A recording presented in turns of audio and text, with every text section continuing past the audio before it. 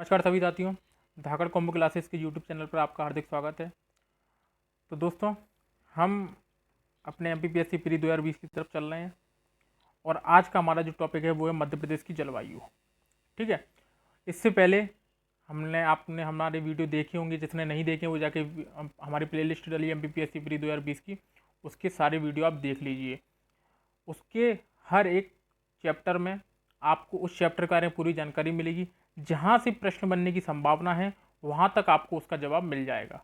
ठीक है, अननेसेसरी मैंने जवाब नहीं डाला है क्योंकि हमें बहुत अच्छे से तैयारी करनी है, हमें बेवजह की बातें नहीं करनी है। दूसरी बात ये, चैप्टरों को ख़त्म करने के बाद जब अपना पूरा सिलेबस हो जाएगा एक तरफ से, तब हम जाके इसके टेस्ट सीरीज़ को लगाएंगे और बाकी के बचे हुए प्रश्न हम टेस्ट सीरीज़ में कर लेंगे। इसलिए आपको कहीं से कहीं तक कोई दिक्कत लेने की कोई टेंशन लेने की कोई दिक्कत नहीं है।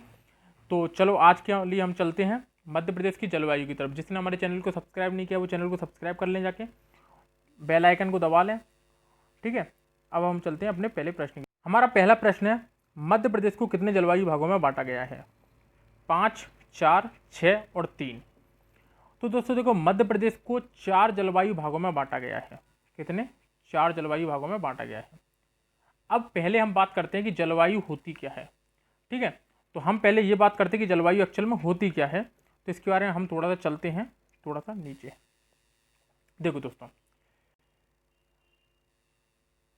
दिन प्रतिदिन की घटना को, जब दिन प्रतिदिन की, हम प्रत्येक दिन के बारे में बात कर रहे हैं, हम मान लो प्रतिदिन के बारे में बात करें, दिन प्रतिदिन की घटना में जो वायुमंडल में जो प्रभाव पड़ते हैं, या फिर ताप पड़ता है, दाब पड़ता है, या फिर वायु को लेकर जो भी उसमें परिवर्तन होता रहता है, तो उन सब का जब औसत निकाला जाता है तो उसको कहते हैं मौसम। उस दिन का मतलब यह है कि उस दिन में ताप, दाब, वायु का प्रभाव, वायुमंडलीय दाब, सारी चीजों को मिला के जब देखा जाता है तो एक औसत निकाला जाता है और उस औसत को हम कहते हैं मौसम।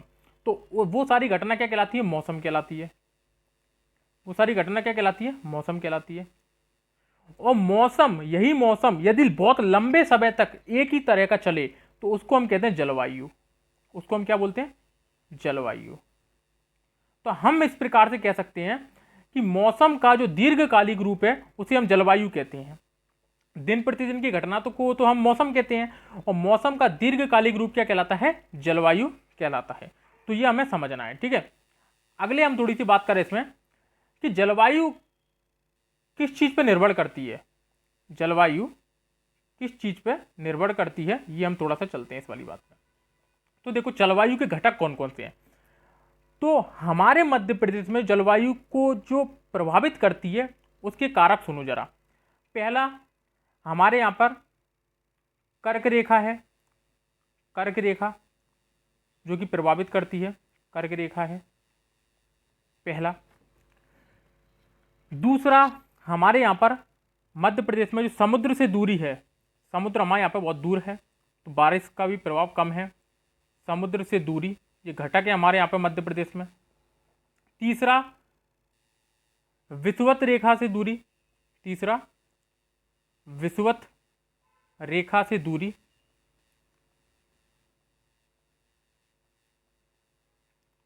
और चौथा, असमान वर्षा का वितरण। चौथा, असमान वर्षा का वितरण। हमारे यहां पर 4 प्रमुख घटक हैं इस चीज के। पहला, कर्क रेखा से दूरी, वो कर्क रेखा पर है हमारा मध्य प्रदेश। दूसरा, समुद्र से दूरी। तीसरा है विषुवत रेखा से दूरी। चौथा है असमान वर्षा का वितरण। जैसे कि कर्क रेखा आप जानते हो हमारे मध्य प्रदेश के बीचों बीच से गुजरती है। यदि नर्मदा सोन घाटी के समानांतर गुजरती है तो एक उसका प्रभाव रहता है, जिसके कारण तापांतर अधिक होता है, वहां पर ताप अधिक देखने को मिलता है। यदि हम बात करें कि सबसे अधिक तापांतर कब देखने को मिलता है, तो दोस्तों ये थोड़ा सा आईएमपी प्रश्न है, इसको लगा लेना कि मार्च के महीने में सबसे अधिक तापांतर देखने को मिलता है। तो मार्च के महीने में सबसे अधिक तापांतर देखने को मिलता है। दूसरा, हमारे यहाँ पे समुद्र से दूरी है। आप जानते हो अरब सागर की शाखा अलग है, बंगाल की खाड़ी शाखा अलग है, और हमारा मध्य प्रदेश जो है वो भू आविष्टित राज्य है। तो इस कारण समुद्र से हमारे यहाँ पर क्या पड़ती है? दूरी पड़ती है। विषुवत रेखा से दूरी है हमारे यहाँ पे, तो विषुवत रेखा से दूरी होने के कारण हमारे यहाँ की जो जलवायु, वहां पर जो वनस्पति पाई जाती है वो उष्ण कटिबंधीय टाइप की पाई जाती है। ठीक है, आपने उष्ण उपोष्ण पढ़े होंगे, नहीं पढ़े होंगे तो मैं आपको पढ़ा दूंगा जलवायु वाले चैप्टर में विश्व के बारे में। ठीक है, अभी आप समझिए कि कर्क रेखा पर विषुवत रेखा से जब हम उत्तर या दक्षिण की तरफ 23.5 डिग्री तक जाते हैं तब वहां पर जलवायु पाई जाती है हमारे उष्ण कटिबंधीय जलवायु। और यदि हम 66.5 डिग्री पर जाते हैं तो वहां पर पाई जाती है उपोष्ण कटिबंधीय जलवायु। यदि हम ध्रुवीय क्षेत्रों पर जाते हैं तो वहां पर पाई जाती है ध्रुवीय क्षेत्र की जलवायु। ठीक है, तो विषुवत रेखा से दूरी एक चीज हो गया, एक असमान वर्षा का वितरण। हमारे यहाँ पर मध्य प्रदेश में वर्षा कभी कभी होती है, कभी कभी ज्यादा होती है, कभी कभी कम होती है, तो वर्षा का क्या है, एक समान प्रभाव नहीं है, बहुत असमान मतलब कहीं अधिक वर्षा है, कहीं कम है। यदि हम बात देखें तो पूर्वी क्षेत्रों में हमारे यहाँ पे वर्षा बहुत अधिक होती है और पश्चिमी क्षेत्रों में हमारे यहाँ पे वर्षा क्या है, बहुत ज्यादा कम होती है।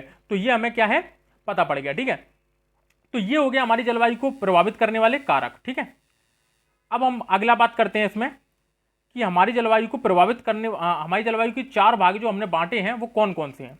तो देखो दोस्तों, हमारी जलवायु को 4 भागों में बांटा गया मध्य प्रदेश की जलवायु को।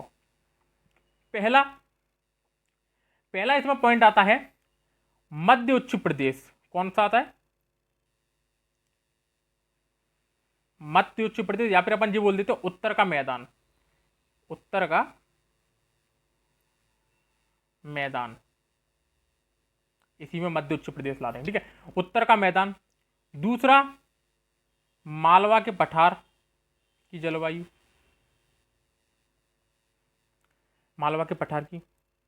तीसरा विंध्य प्रदेश।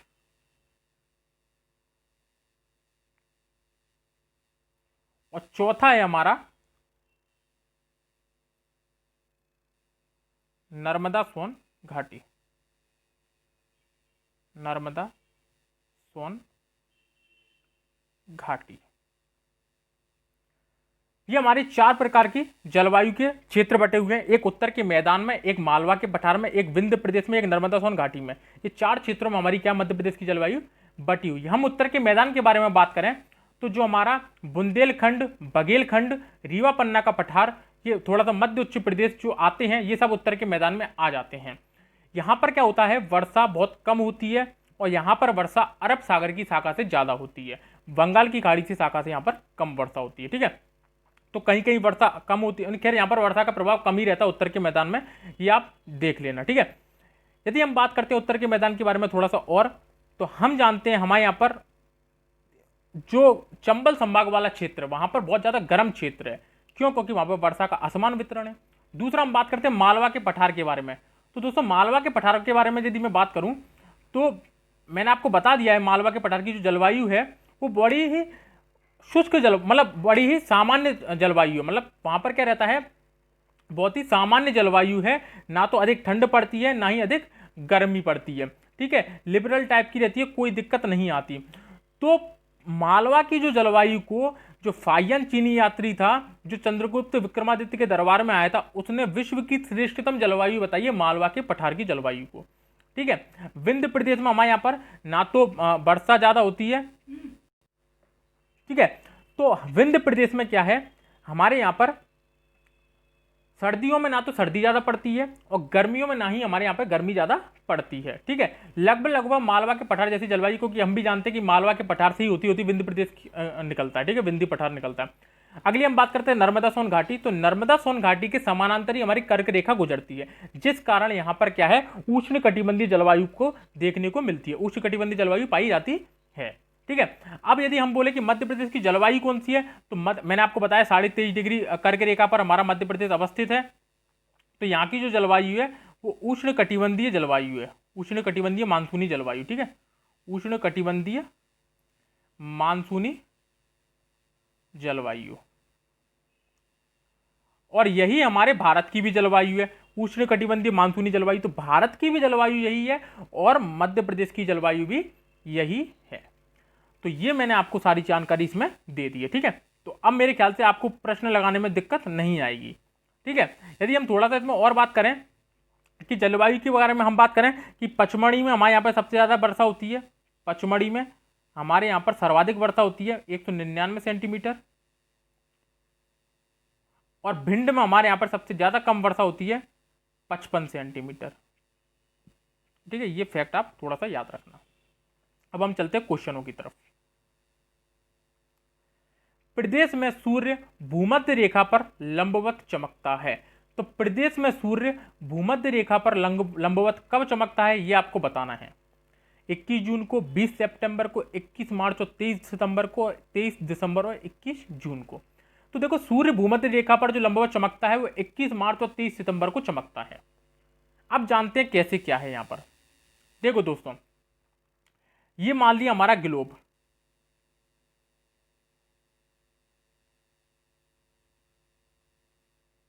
ये हमारा ग्लोब, ये हो गई हमारी विषुवत रेखा।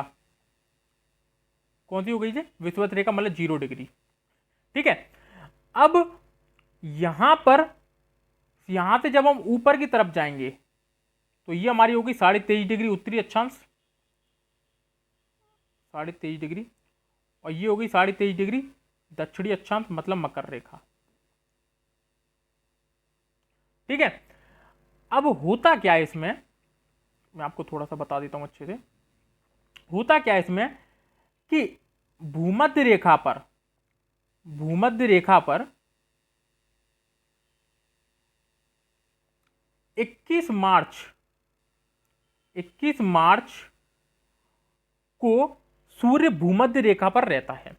तो भूमध्य रेखा पर 21 मार्च को सूर्य की जो किरणें हैं वो लंबवत पड़ती हैं, जिस कारण यहां पर दिन और रात की अवधि बराबर रहती है। ध्यान से सुनना, 21 मार्च को सूर्य भूमध्य रेखा पर लंबवत पड़ता है, जिस कारण यहां पर दिन और रात की अवधि समान रहती है। अब 21 मार्च से होता क्या है, सूर्य कहां जाने लगता है? ऊपर की ओर जाने लगता है, मतलब उत्तरी अक्षांश की ओर बढ़ने लगता है।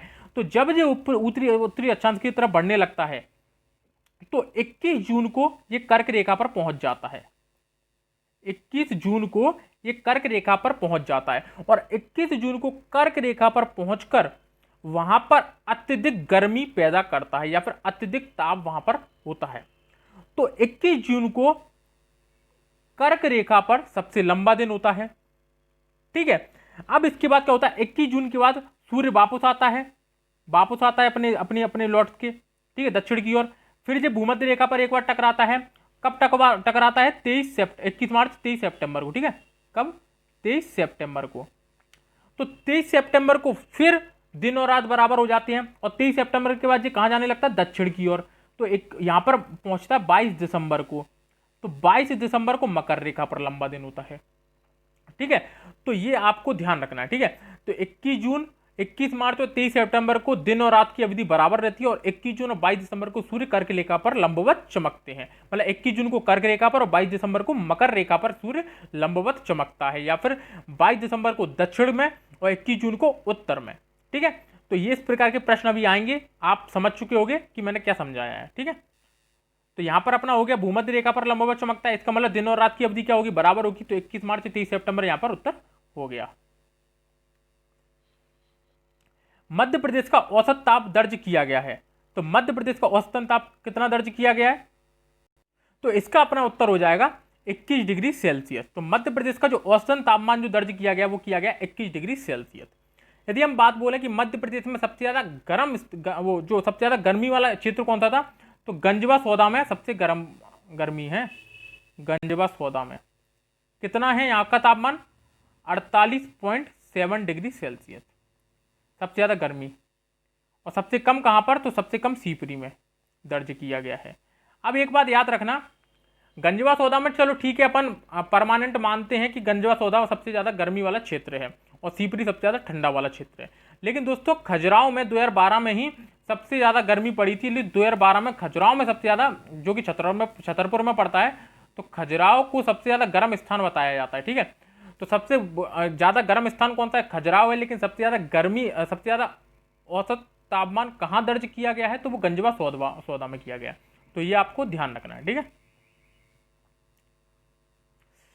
मध्य प्रदेश में औसतन वर्षा दर्ज की गई है 112, 115, 118, 121। तो इसका सही उत्तर हो जाएगा 112 सेंटीमीटर, जिसमें से पचमढ़ी में मैंने बता दिया सबसे अधिक वर्षा होती है और भिंड में सबसे कम होती है। तो पचमढ़ी में 199 होती है और भिंड में 55 सेंटीमीटर होती है। ठीक है, ध्यान रखना इसको। प्रदेश में किस स्थिति को सूर्य कर्क रेखा पर लंबवत चमकता है? अभी मैंने 2 मिनट पहले ही बताया, 21 जून को। कब? 21 जून को। तो 21 जून को सूर्य कर्क रेखा पर लंबवत चमकता है। मध्य प्रदेश के भिंड क्षेत्र में वर्षा होती है अरब सागर से, बंगाल की खाड़ी से, ए और बी दोनों, इनमें से कोई नहीं। तो दोस्तों इसका जो उत्तर हो जाएगा वो ए और बी दोनों हो जाएगा। ठीक है, भिंड क्षेत्र क्या है?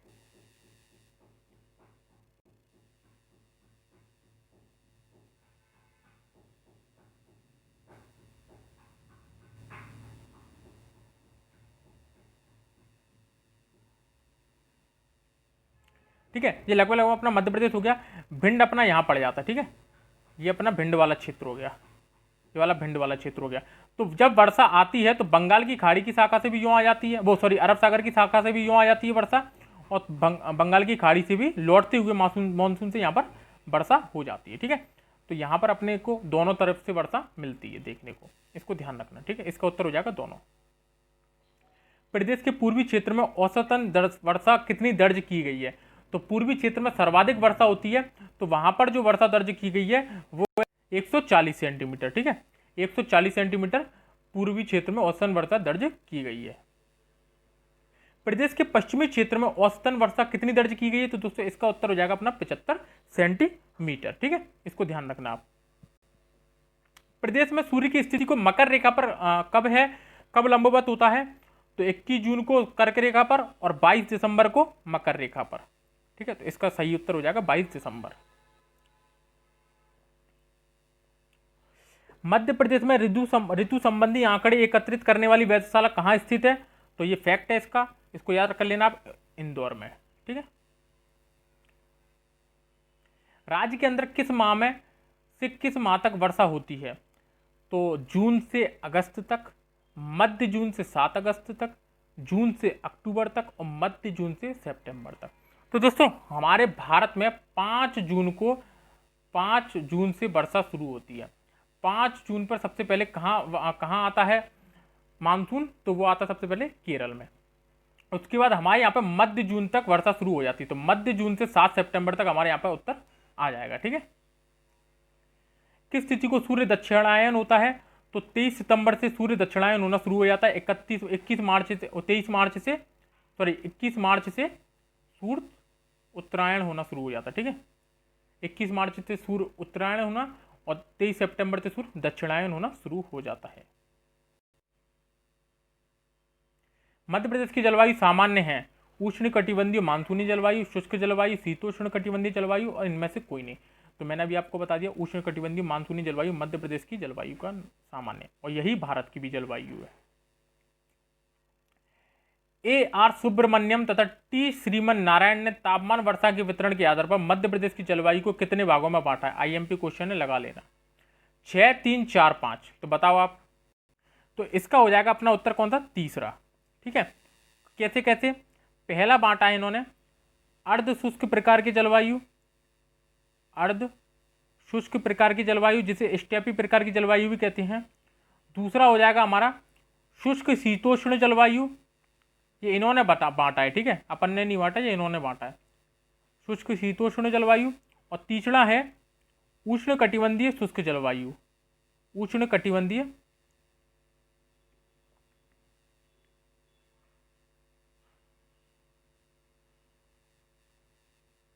उष्ण कटिबंधीय आर्द्र जलवायु या फिर शुष्क जलवायु, आर्द्र जलवायु। तो 3 क्षेत्रों में इन्होंने बांटा है, आप स्क्रीनशॉट ले सकते हो इसका। ठीक है, मध्य प्रदेश की जलवायु को प्रभावित करने वाले कारक भूमध्य रेखा से दूरी भी है, कर्क रेखा से के बीचों बीच गुजरती है, समुद्र से दूरी भी, उपरोक्त सभी इसका सही उत्तर हो जाएगा। ठीक है, आए हुए क्वेश्चन है ये। अब ये थोड़ा सा याद कर लेना, फैक्ट है। ग्रीष्म ऋतु को क्या बोला जाता है? वर्षा ऋतु को क्या बोला जाता है? शीत ऋतु को क्या बोला जाता है? तो दोस्तों ग्रीष्म ऋतु को बोला जाता है उनाला, वर्षा ऋतु को बोला जाता है चौमासा और शीत ऋतु को बोला जाता है सियाला। ठीक है, ये ध्यान रखना आप। मानसून किस भाषा का शब्द है? तो ये आपको बताना है। तो दोस्तों इसका जो सही उत्तर है वो है अरबी, पूछ लिया जाता है। तो मानसून शब्द किस भाषा का शब्द है? अरबी, जिसको हम माउंसन भी बोलते हैं, ठीक है, माउंसन भी बोलते हैं, माउंसन भी बोलते हैं, और एक हम मावनसिम भी बोलते हैं, मावनसिम, ठीक है, दोनों बोलते हैं। तो इसको आप याद रख लेना, ठीक है। ये तो बहुत कहीं कहीं बोला जाता है, मावनसिम इसका मुख्य नाम है। मानसून का इसका मतलब तो टोटली ये है कि ऋतु के आधार पर बदलने वाले जलवायु को मौसम का नाम दिया गया है, ठीक है। ऋतु के आधार पर मैंने अभी आपको बताया दिन प्रतिदिन की घटना का जो औसत होता है उसको मौसम का दर्जा दिया गया, और मौसम के दीर्घकालिक रूप को हमने जलवायु नाम दिया है, ठीक है दोस्तों। तो इस प्रकार से हमने अपने जलवायु से संबंधित मध्य प्रदेश से जो भी क्वेश्चन बन सकते थे वो हमने इस वाली क्लास में समाप्त कर लिए हैं, ठीक है दोस्तों। तो अब यहाँ से आपका काम खत्म हो गया, ठीक है। तो यहाँ पर मैंने आपको सारी डिटेल में इसके बारे में जानकारी दे दी है। तो दोस्तों अब आपको करना क्या है, इसको एक दो बार अच्छे से देख लेना है, वीडियो आपको पसंद आ जाएगी। वीडियो को अच्छे से देखना, तसल्ली भरी से देखना, याद यदि पढ़ने का मन होगा तभी चीज़ें समझ में आती हैं, वरना नहीं आती हैं, ठीक है। इस चीज़ को आप ध्यान रखना। तो वीडियो को अच्छे से देखना, एक दो बार, जितनी बार समझ में नहीं आया उतनी बार देखना, ठीक है। इसके साथ ही आपको क्या करना है, अपने भाई के चैनल को सब्सक्राइब करना है, लाइक करना है, ठीक है। कमेंट करके जरूर बताना वीडियो कैसी लगी। और वैसे तो मैंने आपको सारी चीज़ें दे ही रहा हूँ, प्रोवाइड करवा रहा हूँ, वरना किसी चीज़ की आपको कमी लग रही हो तो आप मेरे से वो बोल देना, वो भी मैं एक्स्ट्रा कर दूंगा, ठीक है। तो अपने MPPSC प्री की तरफ आप बिल्कुल टेंशन मत लेना, आपका भाई आपके साथ है, जब तक तोड़ेंगे नहीं तब तक छोड़ेंगे नहीं, इस वाली बात को आप ध्यान रखना, ठीक है। तो चलो फिर मिलते हैं अपन अपने नेक्स्ट वीडियो के साथ, तब तक के लिए धन्यवाद।